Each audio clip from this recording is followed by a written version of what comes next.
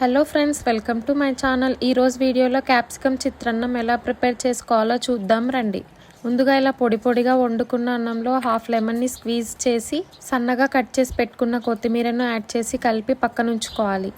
నేను తీసుకున్న రైస్కి ఒక క్యాప్సికమ్ 2 పచ్చిమిర్చి కరెక్ట్గా సరిపోతాయి. వీటిని వీడియోలో చూపిస్తున్నట్టు ఇలా సన్నగా ముక్కలుగా కట్ చేసి పక్కకు పెట్టుకొని ఇప్పుడు పోపు కోసం ఒక కడాయిలో 1 టేబుల్ స్పూన్ ఆయిల్ యాడ్ చేసి ఆయిల్ వేడైన తర్వాత పోపు గింజలను యాడ్ చేసుకొని కలుపుతూ మాడిపోకుండా కలర్ చేంజ్ అయ్యేంత వరకు ఫ్రై చేసి పల్లీలను యాడ్ చేసుకొని పల్లీలు కూడా కలర్ చేంజ్ అయ్యేంత వరకు ఫ్రై చేసి ఇప్పుడు కట్ చేసి పెట్టుకున్న క్యాప్సికమ్, పచ్చిమిర్చి, కరివేపాకును యాడ్ చేసి ఫ్రై చేసుకోవాలి.